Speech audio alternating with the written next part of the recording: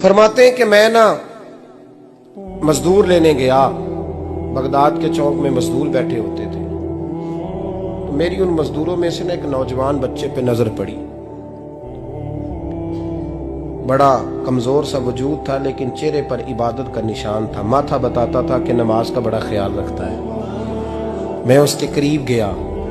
चेहरे भी बड़ा कुछ बताते हैं ना, चेहरों में भी बड़ी रानाई होती है। फरमाते हैं मैं करीब गया, मैंने उसको कहा बेटे मजदूरी करोगे? तो कहने लगा मजदूरों में बैठा हूं तो हुजूर मजदूरी के लिए ही तो बैठा हूं। तो मैंने कहा कि चलो फिर। कहने लगा नहीं मेरी कुछ शर्तें। मैंने कहा बताओ। कहने लगा पहली शर्त यह है कि लोग 4 दिनार दिहाड़ी लेते हैं, मैं 3 दिनार लूंगा। मैंने कहा यार भाई तो बड़ी बेहतरीन है, बाकी भी इस तरह की रख ले। उसने कहा हुजूर दूसरी शर्त यह है कि मैं आपकी मुकम्मल बात मानूंगा, लेकिन जब अजान हो जाएगी फिर आपकी नहीं सुनूंगा। तीसरी बात उसने ये की कि हुजूर मैं आपके घर में काम करूंगा पर आपके किसी सवाल का जवाब नहीं दूंगा। कहते मैंने कहा यार तू बड़ा अजीब है, शर्तें तो मालिकों की होती हैं। कहने लगा जी बहरहाल मैं शर्तें लगा के जाता हूँ। फरमाते मैं उसे घर ले आया। काम मैंने उसको बताया तो जो काम मजदूर सारे दिन में करता है ना, उसने 2 घंटे में ही कर दिया। हमारे मजदूर सिगरेट पीने में भी तो आधा घंटा लगाते हैं, वो चाय पीने जाएं तो पौना घंटा। वहां उनको भी तो दयानतदारी करनी चाहिए कि नहीं करनी चाहिए? ने मुआहदा किया है ना जी, तो पूरा उतरना चाहिए ना। कहते 2 घंटे में। अब काम जब बंदा शुरू कराता है तो काम और निकल आता है। कहते काम मैंने उसको और बता दिया, वो करने लगा। उसने मिट्टी निकाल के रखी थी बाहर रास्ते में, तो अजान हो गई जोर की। उसने वहीं कुदाल छोड़ी कहीं और चलने लगा। तो मेरा बेटा कहने लगा इसको जरा बराबर कर दो। कहने लगा चुप कर जा, तेरे बाप से बात हुई थी, जब अजान होती है तो मैं किसी और की नहीं सुनता, सिर्फ अल्लाह रसूल की सुनता हूँ। कहते मस्जिद चला गया, नमाज पढ़ के आया तो दोपहर का वक्त था। मेरी बीबी कहने लगी इसको को खाना खा ले। कहते हमने कहा खाना खा लो, तो कहने लगा मैंने रोजा रखा हुआ, रमजान भी नहीं था, नफली रोजा रखा हुआ। फरमाते हैं शाम हुई, मैंने 3 दिनार दिए। तो मैंने कहा तेरा नाम क्या है? कहने लगा मैंने आपसे कहा था मैं किसी सवाल का जवाब नहीं दूंगा। वो चला गया। अगले दिन मैं फिर लेने गया उसे, काम कुछ और निकल आए। तो लोगों ने बताया वो सिर्फ हफ्ते वाले दिन आता है। मैंने कहा क्यों? कहने लगे जी वो कहता है मेरा हफ्ते का खर्चा 3 दिनार है, जब 3 दिनार कमा लेता हूं तो बाकी सारा टाइम अल्लाह रसूल की जिक्र में गुजार दिया करता हूं। फरमाते हैं अजीब। अगले हफ्ते मैं फिर लेने गया, मैंने पूरा हफ्ता इंतजार किया कि काम उसी से कराना है। मैं जब गया तो मैंने कहा चलो। कहने लगा मेरी शर्तें याद है ना? और मैंने कहा याद है भाई, साथ चल। फरमाते हैं काम कराया। 2-3 हफ्ते वो आता रहा। एक हफ्ते में गया तो लोगों ने कहा हुजूर आज नहीं आया। क्यों? कहने लगे बीमार हो गए। कहाँ घर है? कहने लगे बगदाद के कब्रिस्तान के पीछे जो कच्ची आबादी है उसमें रहता है। फरमाते मैं गया, दरवाजे पे दस्तक दी तो कहने लगा हुजूर आप हैं? दरवाजा खोला है, आ जाइए। फरमाते हैं मैं अंदर गया तो मैंने कहा तुम्हें कैसे पता चला मैं आया हूँ? कहने लगा हुजूर अल्लाह वाले हो, आप नहीं आना था, वरना अमीर तो गरीबों का पता लेने कोई नहीं आते। कहते मैं करीब गया तो कहने लगा मैं आपका इंतजार कर रहा था, तेज बुखार है, तप रहा। जेब से कुछ पैसे निकाले, कहने लगा ये पैसे रखने। एक अंगूठी निकाली,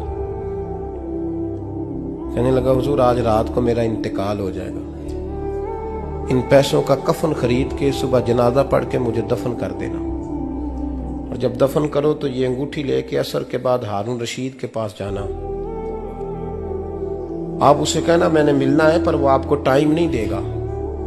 आप उसको आवाज दीजिएगा कि तेरी एक अमानत है मेरे पास, फिर वो आपसे मिलेगा तो अंगूठी दे दे, फिर आप मेरी तरफ से फारिग हैं।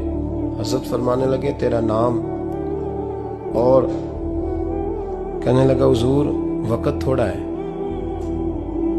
आज रात मैंने जाना है, बड़ी लंबी माफी मांगनी है रब करीम से, अगर मुनासिब समझे तो मुझे अपने रब से तन्हाई कर देने। फरमाते हैं मैं आ गया पर उसकी बातों ने मुझे सारी रात सोने नहीं दिया।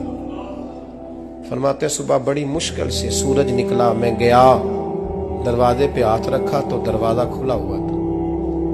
अंदर दाखिल हुआ तो खुशबुएं मेरा इस्तकबाल कर रही थी। जब चेहरे से कपड़ा हटाया तो उसका तो इंतकाल हो चुका। इंतकाल हो चुका है, ऐसे जैसे किसी का दीदार करके सोया। कहते मैं तो 2 आदमी ले गया था जनाजे पे, पर पता नहीं दुनिया किधर किधर से आई, कहां कहां से। अखा जदों मीटियां जमाना मैनू रोवेगा, अपना ते अपना बेगाना मैनू रोवेगा। फरमाते हैं मैं तो 2 बंदे ले गया था, पर पता नहीं मखलूक कहां कहां से आई। जनाजा पड़ा, दफन किया। हारून रशीद के पास में असर के बाद गया। मैंने बुलाना चाहा पर बादशाह था, मेरी तरफ देखा ही नहीं। मैंने उसको कहा तेरी एक अमानत मेरे पास है। फरमाते हैं मुझे कोने पे ले गया। क्या बात है? कमरे में बुलाया, मैंने अंगूठी दी।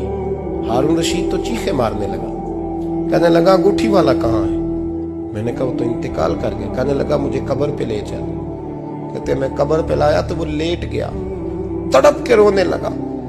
मैंने कहा मेरा कलेजा फट जाएगा, ना उसने कुछ बताया ना तूने बताया, ये कौन था? तो हारून रशीद कहने लगा ये मेरा बेटा था। मैंने कहा तेरा बेटा और मजदूर? कहने लगा हुजूर ये हजरत दाऊद ताई के पास बैठा करता था, उनका मुरीद था।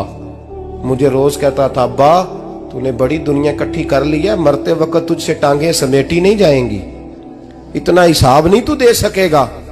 मैं इसको समझा देता, इसकी अम्मा समझा देती। ये रोज हमें कहता छोड़ दो, आ जाओ अल्लाह रसूल की बारगाह में झुक जाएं। हम समझ। एक दिन ये चला गया, कहने लगा फिर तुम्हारा रास्ता और है और मेरा रास्ता और है। ये सोने की अंगूठी गलती से इसके पास रह गई, गलती से हीरे की अंगूठी चली गई।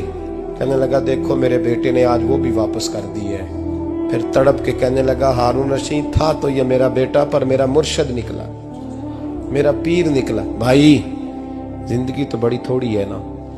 बाबा साहब ने कहा था उठ फरीदा सुत्या, और दाढ़ी आ गया पूर, अग्गा नेड़े आ गया, पिछा रह गया दूर।